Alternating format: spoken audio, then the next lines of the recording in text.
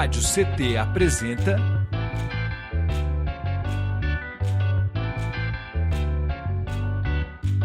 SindiCT na Cultura, com Meire de Origem. Um programa do Sindicato Nacional dos Servidores Públicos Federais da área de Ciência e Tecnologia do setor aeroespacial. Olá, muito boa tarde, web espectadores, ouvintes e ouvintas da Web Rádio CT. Está começando mais um episódio do SindiCT na Cultura, comigo, Meire de Origem, uma realização do Sindicato dos Servidores Públicos Federais da área de Ciência e Tecnologia do setor aeroespacial em São José dos Campos. E você se conecta conosco através do nosso Spotify e também aqui no nosso canal do YouTube. Então já desce aí, se não for inscrito, já se inscreve, já deixa seu like para dar aquela engajada no canal e no programa também, para o YouTube distribuir para mais pessoas, aquela tarefinha que só fortalece, certo? Bom, dito isso, vamos começar em grande estilo, vamos de vídeo, pode rodar a produção.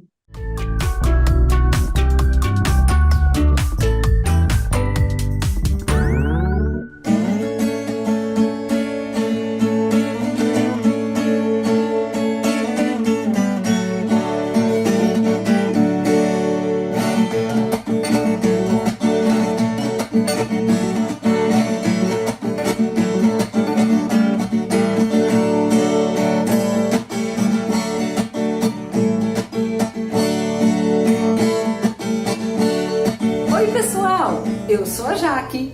Oi pessoal, eu sou o Celso. Somos da Companhia Cultural Bola de Meia.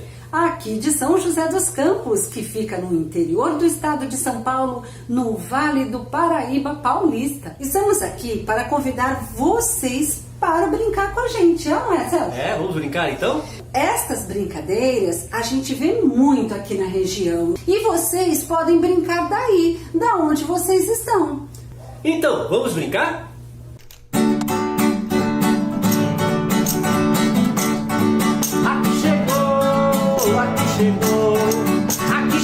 Aqui chegou bola de meia, para brincar, para cantar, para brincar de roda com bola de meia. Aqui chegou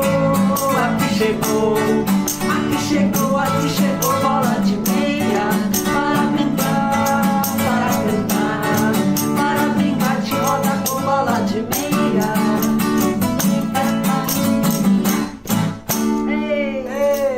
Pra gente escolher as nossas brincadeiras, a gente vai passar o nosso balaio encantado. Opa, tem aqui. Isso, vamos passar. O balaio vai passar pra mim e pra você quando o balaio parar. Vamos brincar de quê?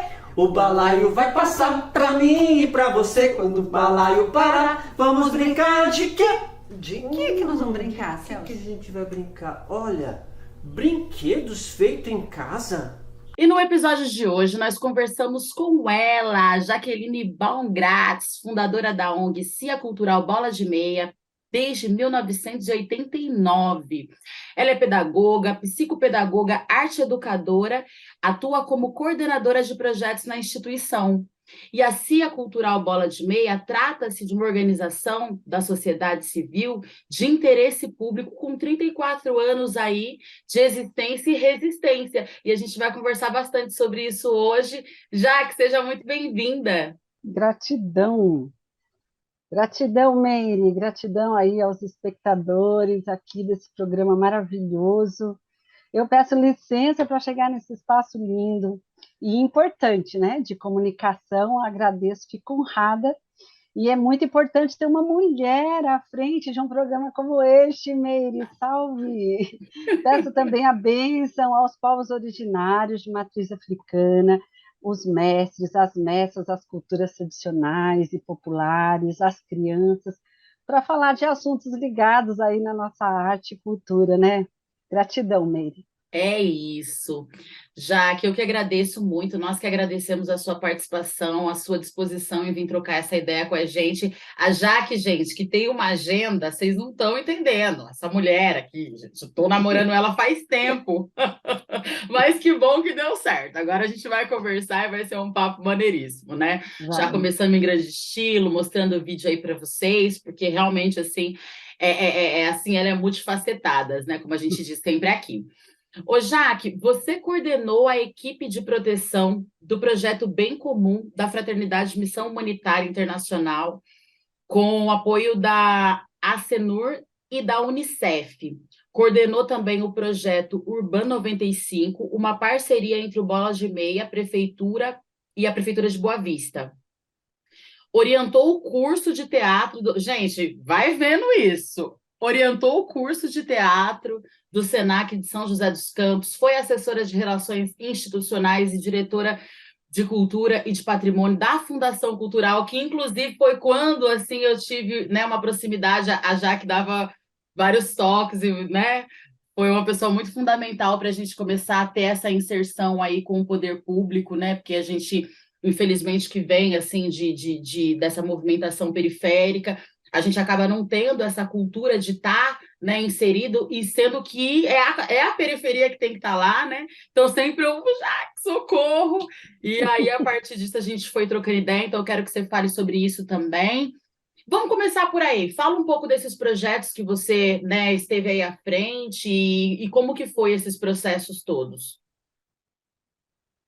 Então, Meire, nunca é fácil, né, para a mulher estar nos espaços aí de decisão, né? Sempre foi muito difícil, mas eu tenho uma trajetória assim, eu sempre fui uma pessoa muito ativa, né? Desde muito cedo eu tive que trabalhar, eu já estou quase 60 anos, mas desde os 15 eu já trabalho, carteira assinada, estuda, trabalha de dia, estuda à noite, né?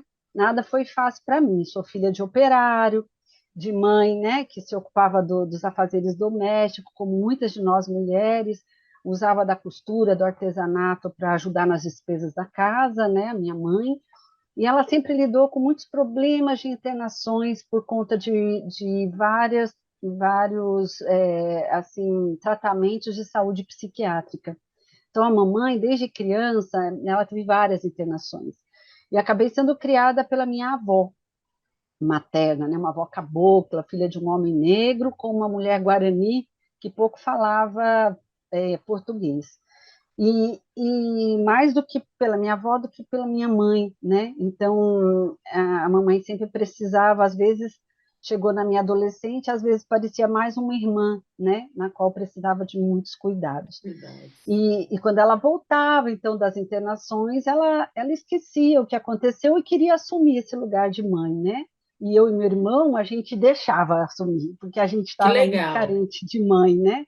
A gente sempre entendeu isso muito cedo, muito menino, a gente entendia esses lugares, sabe? E sempre muito respeitoso a nossa relação com ela, né? Porque ela tinha muitas habilidades, muita aptidão, ensinava as crianças, assim, era uma professora voluntária na região. Então, eu sabia sempre que eu queria ser professora, artista, sabe? A minha paixão sempre foi pela educação e pela arte. E então na escola eu fui percebendo isso muito novinha, me chamavam para fazer apresentação, sem eu nunca ter feito um curso de teatro nem nada, lá ia eu, né? Então eu sempre tive isso aí no DNA. E aí, por causa disso tudo, as pessoas de fora é que me incentivavam a investir nisso, e foi por aí que eu vou até hoje, né? Com a minha idade, investindo em arte e educação. Eu fui acreditando que eu podia fazer alguma coisa nessa área. Quando que, assim, só né, um adendo aqui, quando que começa as artes na sua vida? E assim, a sua mãe, ela te influenciou nessa coisa de lidar com as crianças? Vem dela isso? Eu acho que vem dela, viu, Meire? Eu desde, assim, muito novinha, eu tinha... Quando eu entrei no... Eu não sou da época da educação infantil, né? Então, eu já entrei logo com 6 aninhos no primeiro ano, aqui na minha comunidade, então, no ensino fundamental. Então, desde muito novinha, 7, 8, que eu tenho lembrança, eu já atuava, já brincava, já fazia espetáculo na escola, fazia os teatrinhos, né? Inventava, fazia figurino, fazia cenário. Eu gostava era desse tudo, né? Dessa história aí de viver outras vidas, né? Outras pessoas, fazer outras personagens. E isso acabou me aproximando dessa questão social, humanitária, de educação, né? Eu sou de uma geração, imagina, que eu conheci o Paulo Freire, né? Fiz umas 3 palestras assim com Paulo Freire. Eu estudei teatro com Jean Francesco Guarnieri, com Ilo Krugli, que já faleceu, que é, né, o Reinaldo Puebla. Então, assim, e fui me especializando nessa área de educação, psicopedagogia, muito por causa da mamãe, essa questão psicológica, fui fazer psicanálise para entender o que se passava, sabe? E, enfim, hoje aí eu estou fazendo um curso, voltei, né, depois de conseguir ajudar meus filhos a estudar, eu volto agora a pensar um pouco nos meus estudos e consigo também retomar um mestrado, estou terminando lá na USP, no Universitas, né? Com 58, 59 anos, por que não, né? A gente pode estudar até onde a gente se sentir capaz, né? E não tem o lugar que a gente não queira estar, que não possamos estar, né? Eu acredito muito que é lá que a gente tem que ir, né? Então, por isso que eu fiz um monte de coisa, né? Eu sempre fui envolvida nessa área, então, nesse tripé aí, arte, cultura, educação, né? E, enfim, o Bola de Meia surge logo depois que eu casei. Eu casei em 89 com um músico também, o Celso Pan, né? Também Abraço, de formação, de prática, né? E o Celso também muito humanitário, a gente se conheceu fazendo missão humanitária, ainda quando tinha a favela do Vidoca, a gente era muito envolvido com as SEBs, comunidades eclesiais de base, e a gente saía daqui para ouvir o Leonardo Boff, para ouvir o Frei Beto, né? Então, a teologia da libertação. Então, nossa formação política, social, cultural, era fazendo atividades culturais com as crianças, nas comunidades, nas favelas, e nos conhecemos assim, muito novinhos, né? 17, 18 anos, a gente se conheceu. Vocês estão juntos há bastante tempo, né? Cara, é uma vida, né? É uma vida. São várias vidas. Várias vidas. Várias vidas. E aí, em 88, a gente casou, em 89, a gente instituiu, né, fez a instituição Bola de Meia, a gente já tinha umas ações em escolas públicas, e aí chamamos uns amigos e foi chamando aos poucos, tipo uma bola de meia mesmo. O nome foi bem inspirador na música do Fernando Brant e o Milton Nascimento, né? O que nos pegou para escolher esse nome foi aquela frase da música, um solidário não quer solidão. Toda vez que o adulto balança, o menino me dá a mão, né? Ao menino, ao moleque, morando sempre no meu coração. Toda vez que a bruxa nos assombra, o menino me dá a mão. É um pouco disso, sabe? A gente queria que isso fosse o nosso estatuto. Legal. Que é dar força, recuperar essa alegria do olhar primeiro de uma criança, né? A criança traz isso para a gente, o olhar primeiro do mundo, né? Sem perder a sua esperança, mas é o esperançar do Paulo Freire, né? Então, criança é isso, ela vê que ela pode, ela sonha e realiza, né? Então, é isso. E nasceu junto com as lutas do ECA, né? O Estatuto da Criança e Adolescente, que foi em 88 também. Foi por aí a minha trajetória, né? E é assim que nasceu a instituição. Hoje nós somos em 120 associados, mas tem um núcleo de artistas de cerca de 25 pessoas. Esse núcleo é que mantém financeiramente a sustentabilidade da instituição, porque a gente vende os nossos espetáculos, parte disso mantém água, luz, enfim, as estruturas que a gente tem para manter projetos gratuitos ou projetos, enfim, na casa, montar espetáculos. A gente nunca esperou só de editais. Né? Aliás, até porque, faz mais de 10 anos, edital virou loteria, né? E faz mais de 10 anos que o Bola de Meia não recebe um PROAC, nada, então já não tem mais a política do Cultura Viva, dos pontos de cultura, porque antes os pontos de cultura no governo Lula recebiam anualmente, né? Eram selecionados por um edital e recebiam anualmente um recurso para se manter, né? Na época era 60 mil anual, era uma coisa assim. E imagina, hoje não temos mais nada, né? Se não fosse um recurso recebido durante a pandemia na LAB, teríamos fechado as portas, como muitas instituições sociais de natureza cultural e social fecharam as portas, né? O que é uma tristeza, uma pena, né?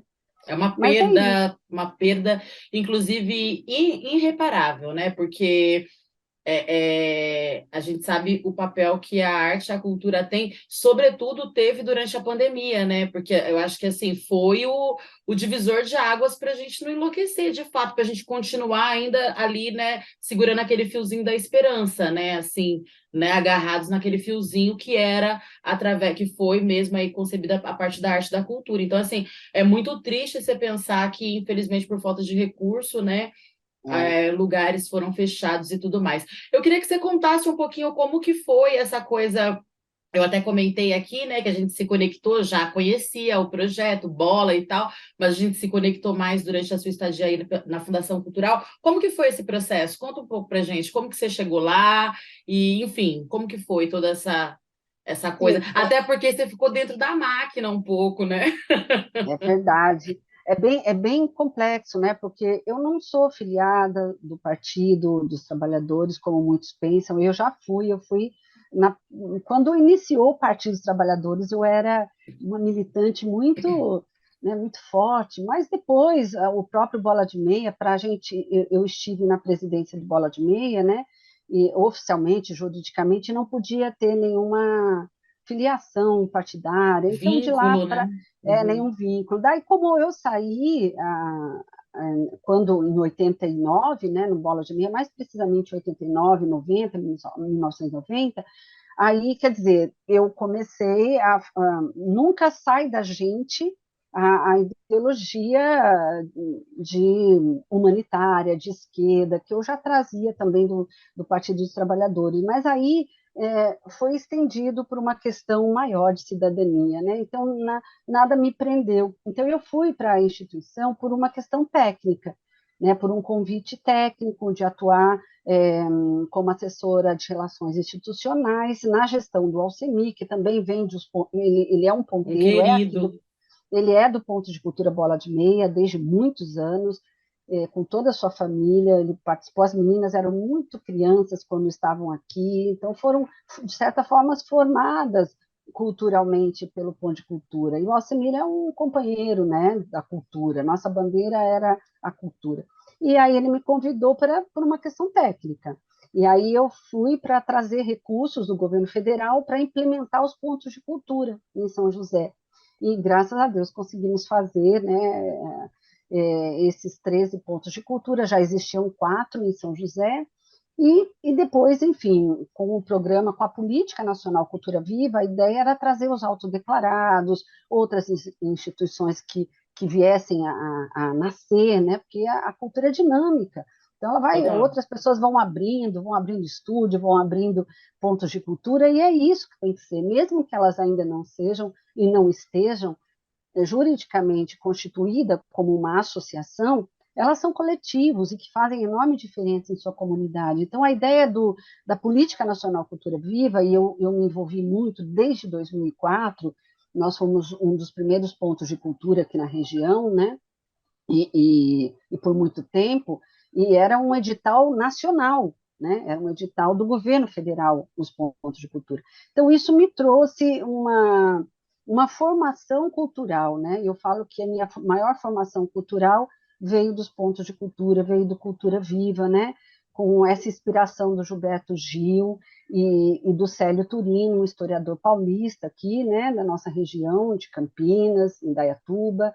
O Célio foi um grande gestor no governo do Lula, no governo de Gilberto Gil, com Juca Ferreira, e aí eles desenharam esse rizoma que são os pontos de cultura, né?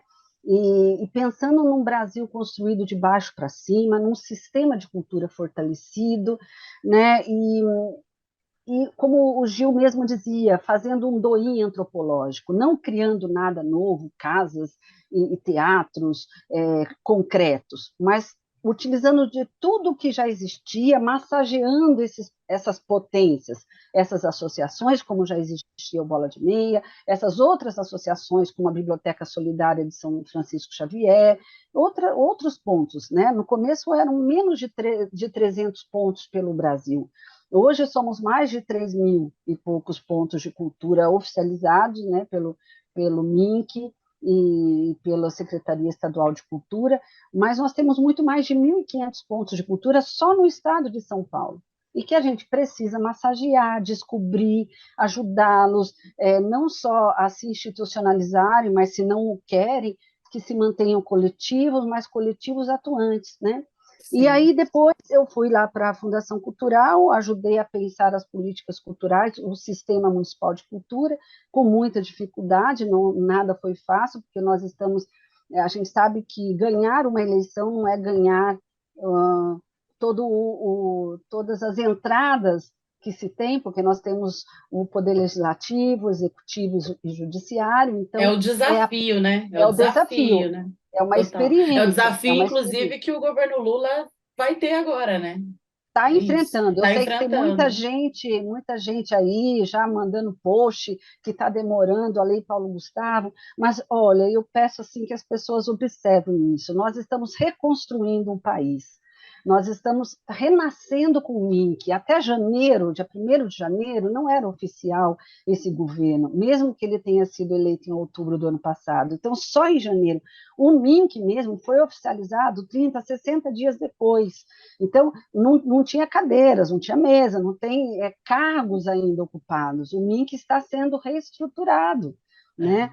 E por pessoas assim bastante capazes, batalhadoras, humanas, né? Então, acredito que é preciso esse olhar, não é passar pano, não é dizer, então está demorando, não é nada disso. A gente está até muito rápido, né? A É. Lei Paulo Gustavo, ela foi vetada muitas vezes no governo passado, né? Então foi com força da população, com sociedade civil organizada, com parlamentares, com funcionários públicos, né? Com gente de executivo e do legislativo ajudando, quer dizer, foi muito bonito e potente esse diálogo para a gente chegar na Lei Aldir Blanc I e na Lei Aldir Blanc. Eu participei desse processo e sei como foi difícil e até difícil de compreensão para muitos. Chegou e muitos ainda não havia essa trajetória, né, esse percurso. Então, interpretaram mal, disputaram dinheiro, disputaram cargos, disputaram. Mas isso é um processo de acomodação. Depois se acomoda, as pessoas vão amadurecendo os seus entendimentos, vão lendo, vão se engajando, e aí sim tem uma visão um pouco maior do todo, né? Eu acredito muito. Aqui no Bola de Meia, como eu gosto de contar um pouquinho essa história, porque ajuda os outros que estão também montando as suas instituições, fazendo a diferença na base, porque não é só fazer a diferença no governo ou quando você está num cargo público, mas é fazendo lá, aquilo lá não deve sair do corpo da gente, do nosso coração, da nossa mente, né?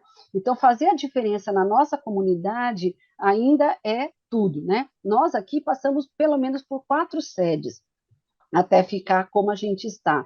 Algumas em situação de comodato, como foi o caso de usar lá o Frederico Ozanam, o teatro, né, das Irmãs Franciscanas, até que isso foi ficando mais difícil, porque há um limite, existe toda uma hierarquia na igreja, né, a cúria diocesana, eles são sempre muito solidários, mas existe um limite. Então, a gente ficou ali por um tempo, nós alugamos uma casa aqui perto na região, né, onde hoje estamos, mas era muito caro, é o que eu acho que o Espaço Marcelo Dene enfrenta, né, outras instituições enfrentam de pagar um aluguel de 3 e pouco, quase 4 mil reais. É uma espada todo mês e nós não temos o dinheiro todo mês. Né? Então, temos que vender muito espetáculo para se pagar um aluguel. Então, E hoje aquela nós estamos... loucura de você ficar pensando, e aí, né? Será que esse mês eu vou dar conta? Eu Pois vou é, conseguir, né? e fora isso, tem sua casa, sua família. Muitas Sim, vezes a gente tira do bolso, tira da casa para pôr na instituição. Quantas vezes, né? Então, é interessante a gente contar isso para as pessoas entenderem como que é, né? Hoje, por exemplo, a gente tem um acordo aqui, né? Nada é de graça, eu sempre falo, sempre alguém paga, né? Essa sede que nós estamos usando, ela era a casa do meu pai e da minha mãe, né? Eu nasci nela. E aí, quando ele foi morar, ele aposentou, ele é um operário, ele aposentou, foi morar numa chácara, né, num lugar que ele sempre sonhou, que ele sempre construiu desde quando trabalhava. Aqui morar, ele alugou, porque era o complemento da aposentadoria dele. Um aposentado muito difícil viver nesse país. Então, ele complementava, ele alugava para uma outra pessoa, enquanto a gente alugava uma outra casa, né, aqui na região. Mas a hora que não deu e o inquilino dele saiu daqui, a gente foi pedir guarida, né? Foi pedir ajuda, É se a gente isso. podia usar o espaço dele, mas que a gente não teria dinheiro de aluguel de pronto. E que a gente poderia pagar o aluguel para ele quando a gente tivesse um Eu tô projeto rindo de desespero, viu? e Que é pudesse pôr na terrível, né? não é bem isso? É, porque assim, ao mesmo tempo, eu sei, eu tenho consciência que eu estou tirando dele, porque Lógico. agora, na idade dele, de 84 anos, podia estar numa vida mais tranquila se ele alugasse os lugares que ele tem, mas não empresta para os filhos. E no caso, eu e meu irmão somos da área artística, né? Meu irmão também é formado em artes cênicas, atua nas escolas públicas, enfim, é um artista, né? Então, ninguém aqui foi médico e engenheiro, papai me deu sorte. E graças a Deus que a gente tem a ele, né? Que foi um Mas trabalhador pode não que ter se conseguiu formado, pode não ter se formado médico, mas continua salvando vidas diariamente, porque a arte tem esse papel, né? Fundamental. demais, Meire, demais. Eu acredito tanto nisso. Eu tenho tantas crianças que hoje já são as mães que trazem seus filhos aqui e que nos dizem isso. E é por isso que a gente insiste, a gente é teimoso, a gente insiste que a arte e a cultura são curativas, né? E elas E são transformadoras de uma sociedade, né? E é isso, assim, é esse processo, né? você Também recebeu. trabalhei na pandemia, eu trabalhei bastante com ciência e tecnologia, aí como você está no sindicato, foi muito É, bonito, viu? Um foi, né? trabalho muito legal, trabalhamos com o programa WASH, com os cientistas Victor Mamana, a Elaine Tosi, né, que hoje está no CEMADEM, o Victor já foi Legal. secretário de Ciência e Tecnologia, hoje ele está no CEMADEM, e, e foi maravilhoso, fizemos programas de ciência para toda a família, para a criança e seus pais, durante a pandemia. Legal. E Foi, foi o jeito, né? Fomos fazendo essas foi. coisas, né? Mas que legal, né? Eu acredito muito que, inclusive, meu emprego hoje é graças a isso. Assim, acredito muito que uma coisa que veio para ficar, porque facilita, né? Agora mesmo estamos aqui conversando, batendo esse papo gostoso, a galera tá em casa acompanhando a gente, né? Já deixando like, com certeza, porque vale a pena, né? Um vídeo feito com muito amor e carinho. Mas a pessoa pode colocar ali no Spotify, ou pode deixar um celular do lado e lavando uma louça, né? E tudo mais, e ela ainda assim consegue acessar a cultura, porque a gente sabe que muitas mãezinhas especialmente de periferia, né, de quebrada, como a gente fala, né, muitas crianças que têm uma rotina ou que moram muito longe das áreas centrais, onde a arte pulsa mais, né, de forma mais significativa, vamos dizer assim, acaba não conseguindo acessar, né, e durante a pandemia a gente se reinventou, né, e a gente viu que existia essa fórmula, né, esse outro jeito de fazer. É claro que a coisa você estando junto, né, presencial, é maravilhoso, né? Mas se não for possível, as pessoas podem ter acesso também, então, que bom, né? Eu quero aproveitar e já dar um recadinho para quem está em casa falando nisso, né? E lembrar vocês que vocês se conectam conosco aqui pelo canal do YouTube Rádio CT. Não esqueçam de seguir nossas redes sociais, gente. Ó, a produção tá deixando aqui, ó, no rodapé desse vídeo para vocês e também na descrição desse vídeo. E também não deixem de seguir a nossa convidada, as redes sociais da nossa convidada, da CIA Cultural Bola de Meia, que nós estamos deixando aqui no rodapé também, e estamos deixando também o link na descrição. E isso é muito importante, primeiro porque você se conecta com a gente, vocês conseguem saber as informações em primeira mão, postou lá, já sabe onde vai ter um espetáculo, né? Enfim, o que vai acontecer, como que tá as movimentações. E a gente consegue acessar mais pessoas também, né? Uma vez que você compartilha e tal. Então, é um exercício mesmo que a gente faz de fortalecimento, porque é um trabalho de formiguinha, né, Jaque?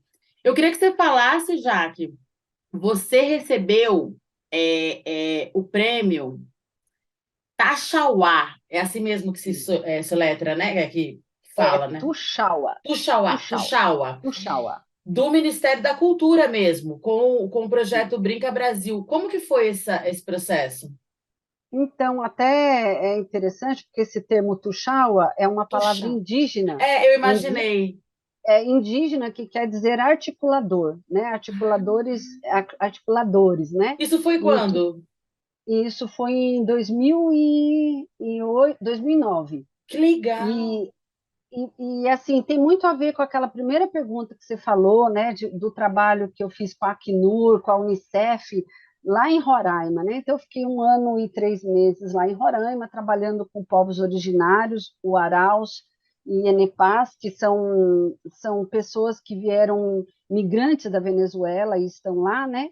E acaba que tem muito a ver com esse prêmio também recebido do Ministério da Cultura, né? Eu e alguns amigos no Brasil recebemos, cada um por um tema, por uma ação de articulação pelo Brasil. No meu caso, foi pela cultura da infância. Eu percorri o Brasil com esse prêmio, né? Brinca Brasil, com uma caravana de 18 artistas aqui do Bola de Meia, conseguimos levar nesse projeto, por vários estados brasileiros, né? De Tocantins, a Vale do Jequitinhonha, a Bahia, Salvador, Rio, eles viajaram com a gente para muitos cantos, né? Ceará, e em cada ponto desse a gente ficava cerca de 1 semana, 10 dias, primeiro pesquisando as culturas tradicionais e infantis da região, e que culminou no livro, CD e DVD, e depois a gente também oferecia oficinas de formação para as escolas parceiras desses pontos de cultura, esses pontinhos, muitos eram premiados com pontinhos de cultura, e esse prêmio Pontinhos de Cultura surgiu aqui da instituição, né, do Bola de Meia. Nós, ousadamente, em 2007, nós escrevemos um edital de pontinhos de cultura para fazer essa brincadeira entre pontos e pontões que já existiam do governo federal. E enviamos, não sabíamos o que ia dar isso, enviamos para o Ministério da Cultura, na época do governo Gil, né? E, para nossa surpresa, fomos chamados a uma reunião. Que história era aquela e que eles gostaram muito, chamaram alguns pesquisadores da USP e lá fomos nós conversar. Caramba! E foi lindo, porque nós não conhecíamos as pessoas, não conhecíamos ninguém, e foi uma conquista pela ideia, como o edital era exequível, né? E foi muito bacana, eles pouco mudaram o nosso edital, praticamente foi na íntegra como a gente tinha se debruçado aqui para fazer por alguns meses. E a partir daí, é por isso que eu acredito muito na sociedade civil organizada. A partir daí, nós fizemos encontros estaduais dos pontinhos premiados, depois passou para os estados é que premiaram, depois foi o município que premiou esses lugares que tinham ação de cultura da infância. Então, eu acredito que é possível fazer, sabe? Então, foi um pouco isso, esse projeto. Ele durou 2 anos, foi como Pontão de Cultura, a gente ganhou esse prêmio de Pontão de Cultura, por fazer articulação pelo Brasil. Então, aí nós conseguimos fazer esse projeto Brinca Brasil pelo Brasil por conta desse prêmio chamado Pontão de Cultura, porque a gente fazia essa articulação com outros pontos de cultura, no nosso caso, foram mais de 15 pontos de cultura pelo Brasil. Conectando os pontinhos com os pontões, tipo isso? Nós éramos um pontão conectando os pontinhos do Brasil. Caramba! Né? E aí a gente conectou esses pontinhos, fizemos vários seminários estaduais, regionais, com apoio do MINC. Então, foi muito lindo, foi um projeto muito potente que serviu de muita formação para a gente, sabe? Ele foi muito especial. Então, é isso, acredito que é importante também as pessoas entenderem, mas o que é pontão, o que é ponto, o que é pontinho?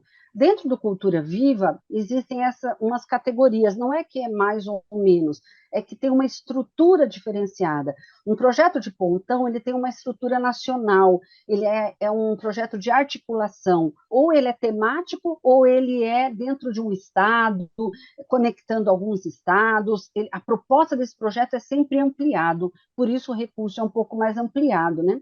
Agora, quando é ponto de cultura, os projetos são na região que você está, na sua instituição, né? Então, é na região, é na cidade, é na sua comunidade.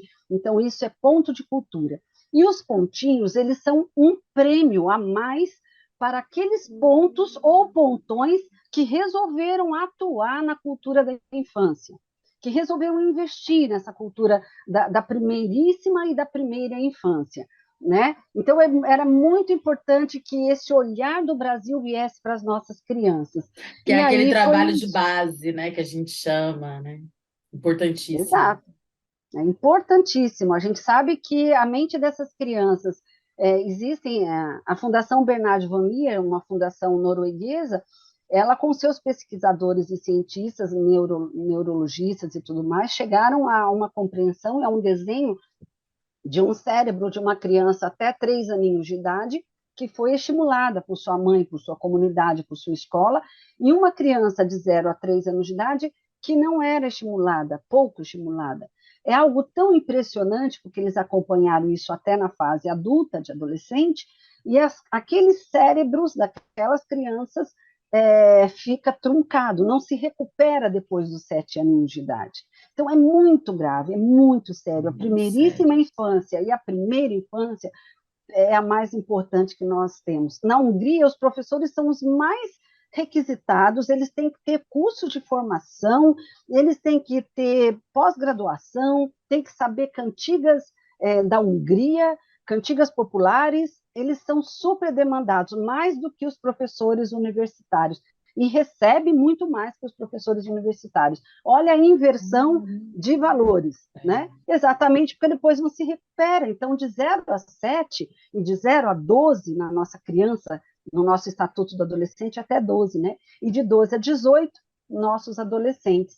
Então, precisamos investir nisso, né? É isso.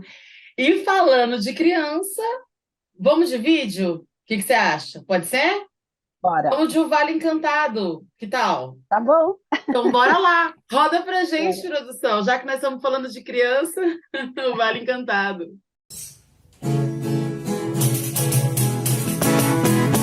Senhoras, senhores, menino e menina, licença aos cantadores que chegam com a folia.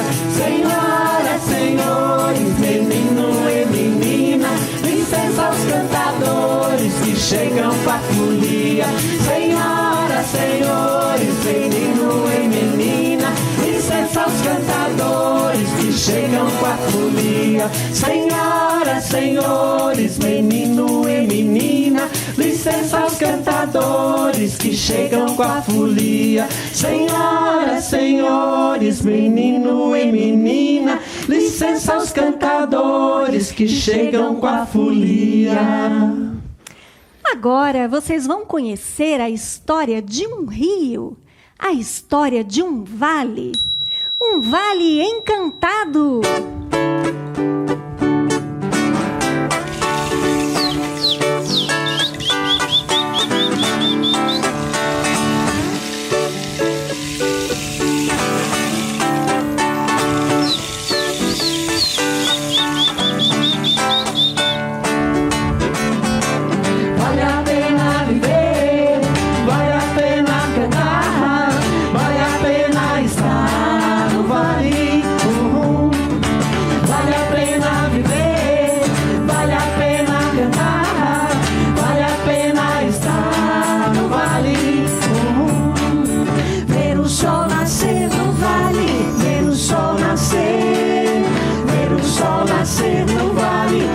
Sol nascer. O rio que passa nessas terras guarda mistérios e lendas. O rio que passa nessas terras guarda mistérios e lendas. Vale a pena viver, vale a pena cantar, vale a pena estar no vale. Vale a pena viver, vale a pena cantar, vale a pena estar no vale. Pescadores, piraquaras, figureiras do vale. Pescadores, piraquaras, figureiras do vale. Histórias vivas e contadas pelas margens do rio. Histórias vivas e contadas pelas margens do rio. Vale a pena viver, vale a pena cantar, vale a pena estar no vale. Vale a pena viver, vale a pena cantar, vale a pena estar no vale.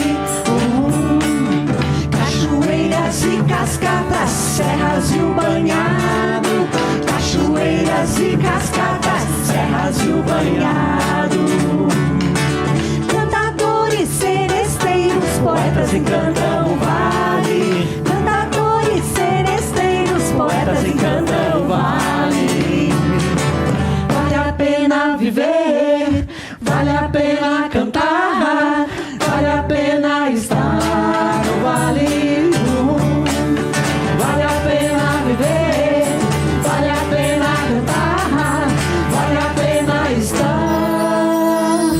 no vale.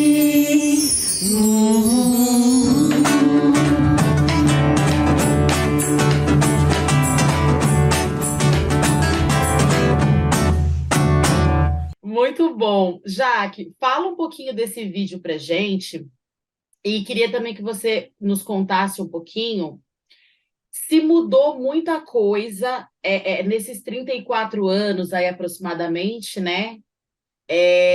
Inclusive nesse tocante de políticas públicas, embora a gente viveu um retrocesso durante esses últimos 4 anos, né? Enfim, inegavelmente, mas assim, no contexto geral, se você viu bastante, né, se você sente bastante avanços nas políticas públicas e também no fazer artístico, nas pessoas, né, nas pessoas que querem se doar para isso, porque não é todo mundo que quer trabalhar com criança, que quer trabalhar com essa primeira infância, né? A gente sabe que existe isso, né? É uma linguagem que você tem que se especializar muito, porque criança também. As pessoas acham que é fácil, né? Mas para você prender a atenção de uma criança, para você conseguir dialogar com uma criança e fazer com que essa criança absorva aquele conteúdo, mas mais que isso, que ela fique ali te dando a atenção dela, porque criança ela só dá atenção para que ela quer, de verdade, né? Então, como que você enxerga aí todo esse cenário nesses 34 anos aí, aproximadamente? Sim, olha, trabalhar com criança é o público mais exigente, né? É o público que, se gostou, ele fica. Se não gostou, ele simplesmente sai sem nenhum pudor e você fica fazendo para ninguém, né? Então, é algo muito sério. Eles são extremamente sérios e são verdadeiros, né? E trabalhar com criança não é nada pequeno. Tem gente que fala assim, o papai e a mamãe estão ocupados aqui, vai brincar lá fora, como se brincar fosse algo menor. Como isso que eu estou aqui conversando com o papai é sério, e brincar é algo menos importante. Não podemos pensar assim. Brincar é tão importante como é o trabalho para o adulto, como é a sobrevivência, a sua sustentabilidade, como é para um adulto. É o mesmo nível de importância. Silvia Neri teve aqui, a mestra Ana Aurélia Carvalho também esteve aqui, e ambas falaram a mesma coisa. Muito certeza, legal. Eu comungo com essas manas, com essas irmãs, e é isso mesmo, sabe? Aninha, então, tem um trabalho tão bonito, né? Assim, com a sua irmã, do brincar, a importância. Brincar é coisa séria, gente, é coisa muito séria.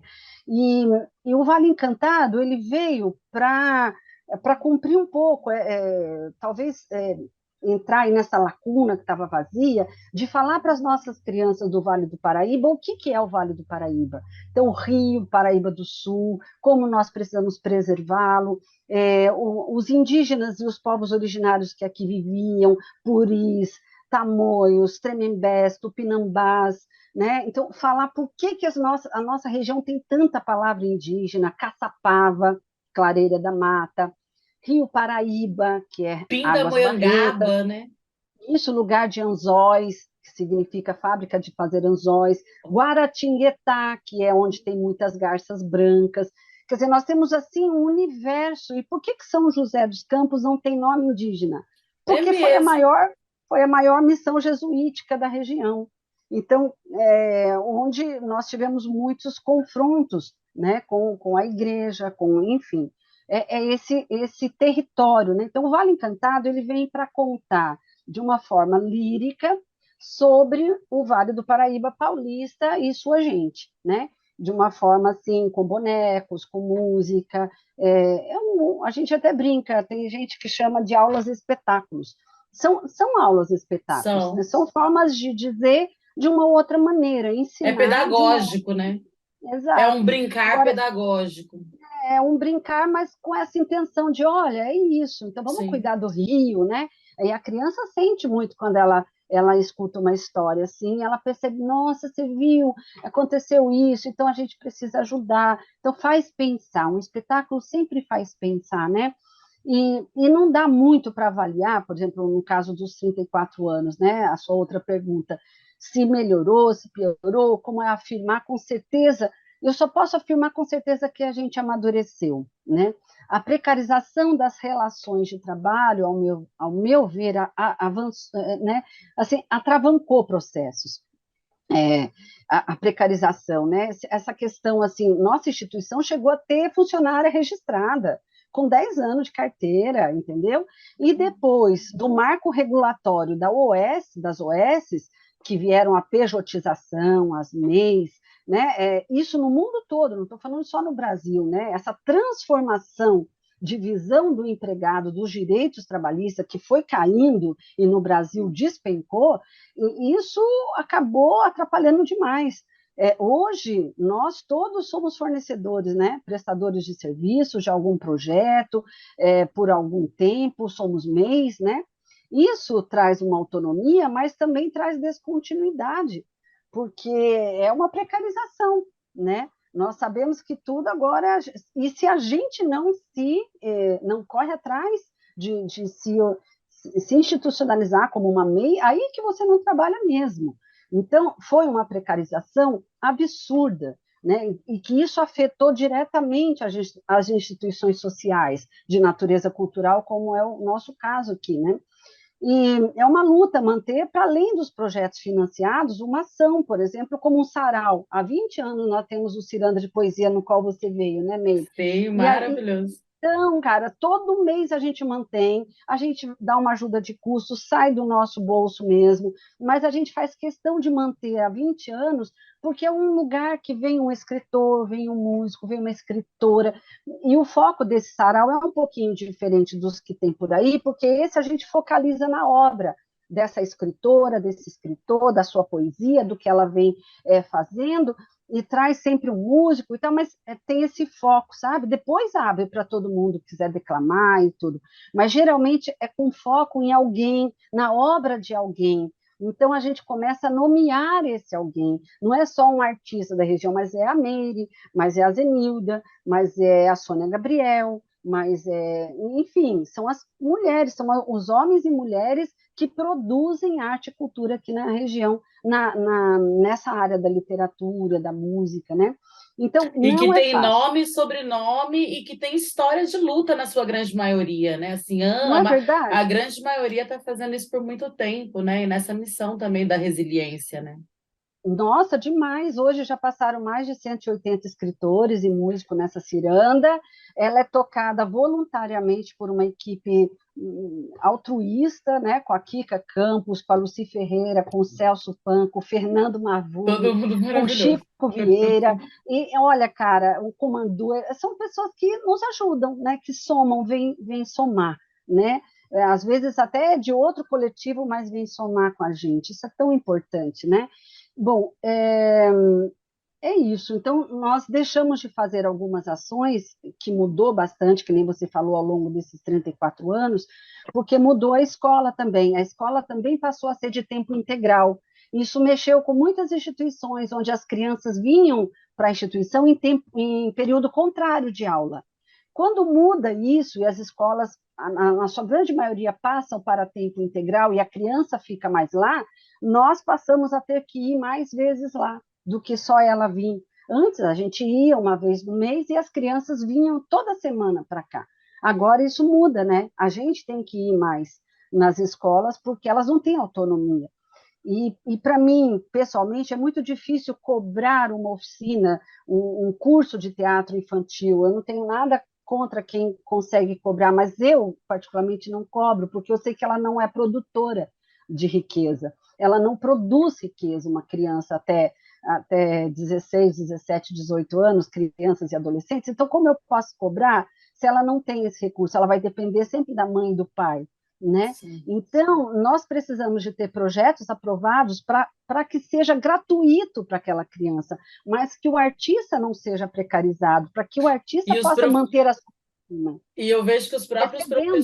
Sim, com certeza. Eu vejo que os próprios professores também, diretores, equipe pedagógica, às vezes se desdobra para fazer acontecer. Já vi professores, assim, equipe pedagógica tirar dinheiro do bolso para pagar gasolina, não sei o quê, para levar um núcleo de pessoas. Já aconteceu isso com a gente aqui do coletivo, entre outras pessoas, para poder fazer a coisa acontecer ali na escola, porque realmente não se tem o cachê, então, nem pensar, né? Mas, assim, pelo menos aquela ajuda de custo, né? Uma carona, um lanche, um trem, porque não se tem a gente não tem esse apoio, vamos dizer assim, né? E aí acaba que, assim, a gente também precisa sobreviver, né? Precisa pagar nossas contas, e como é que faz, né? Então precisa ter esse olhar. E até eu ia te perguntar das políticas públicas na nossa cidade, em São José dos Campos. Essa seria, inclusive, minha próxima pergunta, né? Assim, o seu olhar com relação a isso. Acho que você pode complementar com isso. Então, né, isso que você fala é verdade, porque nós artistas, as pessoas, às vezes os políticos, e até os governantes não querem entender que existe um operariado cultural. Nós vivemos só disso, por isso é constitucional. Nós vivemos da nossa arte e cultura. Eu tinha um amigo que dizia assim: não peça para eu dar gratuitamente aquilo que é a única coisa que eu tenho para vender, que é o meu Nossa, sustento. Não que peça para eu dar isso forte. de graça, porque é com isso que ele sustenta o filho, né? Então, assim, eu acho isso tão importante, de ter um cachê, de valorizar o artista em todas as suas ações, né? Então, eu sempre lutei muito por esse pensamento, sabe, Miri? Isso é colado assim no meu espírito, que o artista é um operário. Se ele não faz isso, se você não faz sua arte, você morre, porque é sua necessidade de expressão artística. Por isso está lá na Constituição como um direito de expressão, né? E o direito de expressão tem que ter recurso. Por exemplo, não dá para competir num mercado, numa sociedade que é capitalista, é racista, é homofóbica, é colonial, ela não tem um pensamento decolonial, ela não cabe o pensamento feminista, né? É uma sociedade cruel, que ainda não vê todos esses aspectos, é, competir com um produto de mercado. Por exemplo, a gente pega o jongo lá do Mestre Laudemir, né? Pega aí o hip hop mesmo, pega um espetáculo aí do Bola. Como que a gente vai competir com a Xuxa, com Palavra Cantada, com esses grandes artistas? E nada contra eles, pelo contrário, que bom, Sim. né? Que eles conseguem se manter nesse mercado que aí está, de um sistema capitalista que é cruel, que é seletivo, mas nós não conseguimos. Por isso a lei tem que chegar até a gente para que a gente consiga fazer essas atividades tendo o apoio governamental. O apoio também, não se faz política pública sem orçamento. Isso é balela.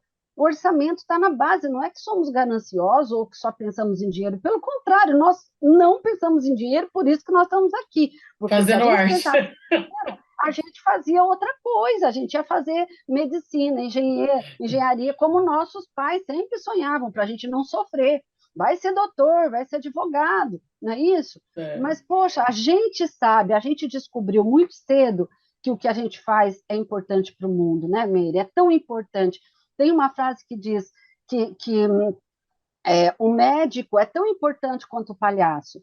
Cada um para uma criança, cada um atende uma área daquela criança, né? Um a sua saúde física, o outro a sua saúde espiritual, sua alegria de viver, seu psicológico, enfim. Então, nós precisamos das duas coisas, sempre. É importante, é mais importante a comida da mesa do que um espetáculo? Claro que é. Mas A arte, ela pode. Comida, o fato de ter só a comida da mesa, isso é sobrevivência. E a arte traz o além do sobreviver. Sim. O que nós queremos viver, a gente vai para além só da comida na mesa, né? Então, Sim. acho que isso é importantíssimo. A arte como medicina da alma, né? Então, Pronto. às vezes você precisa de uma medicina para curar, né? Ali um problema, caiu, machucou, feriu, tá com, né, uma tosse, um negócio. Mas e a alma, né? E a Exato. alma? Aqui no município, como você disse, as coisas são mais complicadas, eu acho, do que governo federal, estadual, às vezes até mais complicadas, né? Porque há bem pouco, aqui no nosso município de São José, nem essa política de editais nós tínhamos, né? Isso eu vi na gestão do Alcemir, que a gente foi trazendo isso um pouco, ainda quando tinha a Beth, né? O André, nas gestões de cultura mais humanizadas e de esquerda, a gente via um pouco mais essas ações, mas a gente não tinha, a gente tinha no máximo 1, 2, 3 editais, não tinha essa política. No Estado também não, era tudo muito precarizado, né? Era edital, né? Era para poucos, de alguns, né? De tal pessoa. Edital, eu amei. Não era assim aberto, é de tal pessoa, né? Então, assim, não é fácil, amiga, não é fácil. Em São José, eu vejo assim, muita coisa foi feita e foi esquecida. Eu faço uma crítica enorme a isso. Eu lembro que na gestão do Alcemir, gastou-se dinheiro, né? Investiu, né? Investiu-se dinheiro. Na gestão do Alcemir, investiu bastante recurso para fortalecer o sistema municipal de cultura. Contratou o IBRAM, fez um estudo de cargos e carreira, ficou ali, não continuou na outra gestão. 4 anos é muito pouco para fazer tudo o que a gente buscou fazer. E era preciso continuar se a próxima gestão entendesse que sistema é algo que vai para além dos partidos, para além dos gestores. Por isso eu luto tanto pelo Sistema Nacional de Cultura, pelo sistema estadual e pelo sistema municipal, porque se a gente tem isso estruturado, não importa muito as pessoas e os partidos que estarão, você entende, Meire? Porque a estrutura vai estar forte, vai garantir a Meire, vai garantir a Jaque, vai garantir a outras artistas e artistas que façam o seu projeto, que realizem e façam a diferença lá na sua comunidade, seja na periferia, no centro, seja com artistas de elite, artistas de pobres, não importa, porque a cultura ela vem para todos, ela não vem só para a periferia ou só para a elite, ela tem que vir para todos, porque é direito de todos. Democrática, né? Ela tem, diferente de muitos outros sistemas, a universalidade. Então, quando a gente pensa em universalidade, tem que entrar todo, o preto, a periferia, todas as matrizes, não é para um ou para outro. A nossa luta é que para todos possam se expressar, seja branco, seja amarelo, seja preto, todos, de qualquer religião, todos têm o direito de expressão, porque senão morrem, faz parte inerente da pessoa humana, essa expressão artística, né? Então, nós precisamos lutar para que o sistema, de fato, aconteça.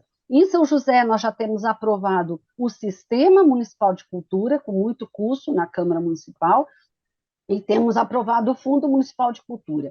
Mesmo ele não sendo aprovado, poucas cidades têm mais de 1 milhão, como nós temos, para o Fundo Municipal de Cultura. Então, ainda é um super avanço. E a nossa cidade é uma das mais ricas na área cultural. Ela poderia fazer uma LAB por ano, né? Então, assim, projetos e editais por ano, como a gente tinha vários editais aí no ano, e ainda por cima fazendo manutenção do Cine Teatro Meligito Alves, de estação de trem, fazendo bastante reforma nas casas de cultura, e que hoje a gente vê muita coisa não está sendo investido, nem nos teatros. Não está andando, né? Nas casas. Então, mas se não está usando o dinheiro para essas questões de restauro, de patrimônio histórico e de reforma e de manutenção, então está indo para onde? Nós tivemos uma pandemia, diminuiu o recurso, não teve investimento a mais nos projetos? Teve, mas ainda é pouco para uma cidade que se diz capital da cultura. Ainda é muito pouco, porque nós somos muito habitantes. Nós temos mais de 600 mil habitantes. É uma cidade de grande porte, né? Então, o recurso também é grande. Então, tudo que faz não pode ser um edital para 10.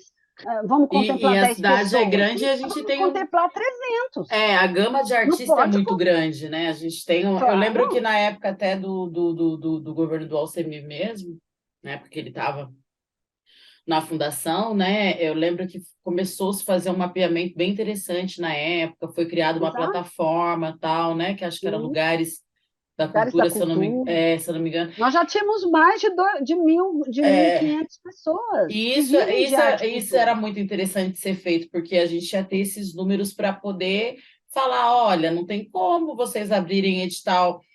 Primeiro que, assim, um edital de 15, 17 mil reais para você trabalhar 6 meses, né? e depois com um Com 10 monte de pessoas, gente, ou né? mais, ou mais. Divide isso por É. 10, divide por 6. Quem que come com isso?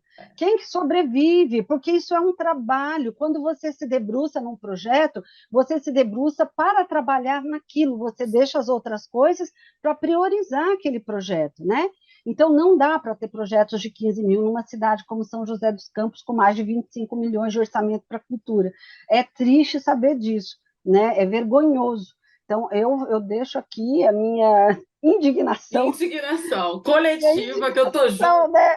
É uma indignação, e assim, nós precisamos transformar realmente a capital de cultura no que ela merece ser, com a sua pujança, com seus artistas maravilhosos, com seus fazedores, com as suas mestras e mestres, com as suas crianças, né? Então, não podemos ficar com esse pires na mão, como se fosse, assim, né, está à margem da sociedade. A cultura perpassa todas as áreas do conhecimento, ela devia ser a centralidade de um governo, porque nós temos a cultura na saúde, com os doutores, né, os doutores da alegria, nós temos a cultura no meio ambiente, com os espetáculos, com as músicas, nós temos a cultura na ciência e tecnologia, com as lives, com os programas de TV, de rádio, nós temos a cultura por todas essas áreas, né? Então, ela devia ser centralidade de um governo. A cidade, Medellín, na Colômbia, mudou a sua realidade, né, do tráfico, da violência, para uma referência cultural. Imagina isso com bibliotecas, com tanta coisa, com pontos de cultura. É um exemplo transformador de inversão. Até o sinal em Medellín, o sinal que era o semáforo que ficava mais tempo para os carros, passou a ficar diferente. Ele tem menos tempo para o carro e mais tempo para o pedestre. A luz que ficava na rua, a iluminação, passou a ser na calçada, porque iluminava quem está andando na calçada e não o carro já tem o farol. Então, foram inversões mínimas, mas foi a cultura que trouxe para Medellín. Então, nós temos também, nossa cidade tem tudo para ser uma cidade realmente inteligente. Inteligência não quer dizer desumana, né? Ser uma cidade inteligente, científica e humana, né? É isso que São José dos Campos precisa ser. É isso que eu... Exatamente. E é legal que a gente aponte aí, né, tanto os avanços, que a gente fale sobre os avanços, mas também aponte aí as coisas que a gente precisa, né, que melhore e faça essas problematizações, né, até para que a gente tenha orgulho, enquanto artistas da cidade, de chamar a nossa cidade de capital da cultura, né, caso contrário, fica uma coisa muito incoerente, né. Então fica Fica aí o muito nosso, distante, né? que é nosso recado. Gente, infelizmente, estamos caminhando para o final, né? Chegamos aqui nos momentos finais, assim, eu poderia ficar conversando com a Jaque aqui muito tempo. Inclusive, já quero deixar aqui, né, as portas abertas para você voltar quantas vezes você quiser, porque é muito bom conversar contigo, assim, enfim, é maravilhoso mesmo, assim, só tenho que agradecer mesmo também a sua disposição, sua disponibilidade. Eu queria que você só falasse para a gente rapidamente das expectativas daí, se tem projeto para sair, como que as pessoas se conectam, né? Enfim, para saber mais, né? Tem as redes que nós estamos deixando aqui também na descrição do vídeo, tudo mais. Lembrar as pessoas que esses vídeos que nós exibimos parte dos vídeos, mas a produção colocou também para vocês na descrição desse vídeo os vídeos que nós exibimos aqui de forma completa. Então, saindo daqui, já tem tarefa de casa. Mostra para nossas crianças aí, professoras que nos assistem, levem para suas escolas, para os seus alunos, né? Vamos fomentar a cultura e espalhar esses conteúdos que são conteúdos importantes de fato. Então, considerações finais e fala aí das suas expectativas nesse ano que já passou, assim, já estamos quase em abril. É verdade. Eu estou com um projeto, né, a convite de uma grande amiga preta, mestranda, a Ellen, né?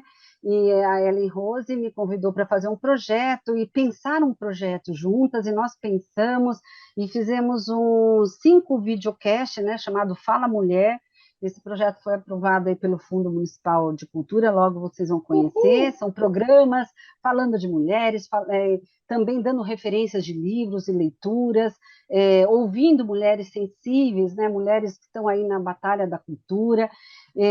Aqui no Bola de Meia a gente vai manter, né, as atividades que a gente tem, o yoga, nós temos um curso de yoga com a Lucy Ferreira, tem taxa, porque a gente não tem projeto aprovado, então tem uma taxa de contribuição. Nós temos o Coral da Guaraci, que também sai aqui, que é da terceira idade, maravilhosa. Nós temos o Sarau Ciranda de Poesia, todo último sábado do mês, gratuito, livre. Nós temos uma roda de cantoria, que é um grupo vocal gratuito, toda quarta-feira, às 19h30, com o Celso Pan. Podem vir quem quer preparar a voz, quem é profissional da voz. Bom, enfim, nós temos os espetáculos indo para as escolas, algumas rodas com as crianças, isso em escolas públicas. Vamos escrever os projetos de PROAC, que foram abertos hoje, inclusive, estão abertos aí, parece que são sete linhas de projeto, de teatro, de circulação, de dança, de performance separado da dança, que eu acho isso incrível e muito bom, um avanço. Nós vamos ter projetos de produção de espetáculo inédito no PROAC e circulação de espetáculo. Então, fiquem atentos, os editais, entrem lá, né, no proacsp.gov.br, vocês já vão ver. Olha eu fazendo propaganda do Estado, né? Não, mas é isso, o PROAC é uma linha, né? O PROAC é uma linha de fomento e a gente tem que se agarrar no que tem, né? Nós vamos continuar trabalhando com o INEC, que é o Instituto Nacional de Educação e Cultura, do nosso querido aí Maurici, e outros tantos, João e Saulo. Nós estamos numa parceria maravilhosa, indo fazer formação para educadores em todo o estado de São Paulo. Vamos continuar em 2023. Nós vamos também aqui já convido agora para encerrar, né? Nós temos várias atividades, então entra no site do Bola, que é www.bolademeia.org, sem o BR, só .org. E aí, gente, eu já convido vocês para dia 24, sexta-feira, às 18 horas, aqui na sede. Nós teremos uma primeira reunião para a gente organizar um possível primeiro encontro de mulheres e diversidade no Vale do Paraíba, Serra da Mantiqueira e Litoral Norte, que é para juntar a mulherada, para a gente falar de arte e cultura, mas como nós podemos nos potencializar nesse campo da arte e cultura. Estamos aqui, essa reunião vai ser conduzida por nós mulheres, tendo a Cidinha Borges, que atualmente está à frente da UAB, nessa coordenação. Então, a gente quer realmente fazer políticas afirmativas. Eu sei que os grupos são super importantes, cada instituição tem seu grupo de mulher, é importante essa rede de proteção, mas também é importante esse outro lado, que é impulsionar ações afirmativas, como é no concreto, né? E podemos fazer esses projetos, né? Então fica aí esse convite dia 24, às 18 horas, aqui no Bola, espero você, mulherada, e é isso. Estamos juntas, Meire. Toda vez essa porta é aberta para ti, você é uma mulher incrível, uma pessoa maravilhosa e que está sendo referência para muitas meninas, muitas crianças pretas, principalmente as nossas meninas, sabe? Nós temos que ressaltar a nossa sabedoria, a nossa potência, a nossa beleza de mulher que não é totalmente branca, que não é totalmente preta, retinta, mas que tem essa miscigenação cabocla, que tá aí na sua matriz africana e indígena, com a sua potência de transformação. Então, fico feliz de ver você assim, e só agradeço, sou muito orgulhosa de ti, viu? Nossa, a recíproca, né? Como se diz, é verdadeira. Eu estou muito feliz que você tenha topado o nosso convite para vir aqui. E eu quero já desejar vida longa à CIA Cultural Bola de Meia. Quero desejar que já me recepcionou muitas vezes, tanto a mim como meus shows, mas também ao Coletivo Triluna, que eu faço parte, aos projetos da gente, que a gente sempre vai bater lá, né? Hora ou outra a gente bate lá e, enfim, a gente sempre foi muito bem recebidas, né? Então, assim, muito obrigada por isso, obrigada por continuarem, por resistirem, né? Assim, eu sei que realmente não é fácil. E é isso, estamos conectadas, estamos juntas, espero ver geral também, dia 24, lá no Bola de Meia. Vamos trocar essa ideia, mulherada, porque agora é a nossa hora. Tem um monte de lei aí de fomento para abrir, eu acho que é importante até nesse aspecto, entre outros muitos, né? Porque é sobre isso, né? Juntas a gente é mais forte e não é, né? E não é só um dizer, né? É uma realidade. É isso, minha gente. Bom, esse aí foi mais um episódio, né, do CT na Cultura, uma realização do Sindicato de Servidores Públicos Federais da área de Ciência e Tecnologia do setor aeroespacial. Continue nos acompanhando pelo canal do YouTube, também pelo Spotify e nas nossas redes sociais e nas redes sociais da Jaque e também da CIA Cultural Bola de Meia, por favor. E eu vejo vocês no próximo episódio. Um beijo e até lá. E você eu vejo dia 24, sexta-feira, Jaque. Tchau, querida. Beijo.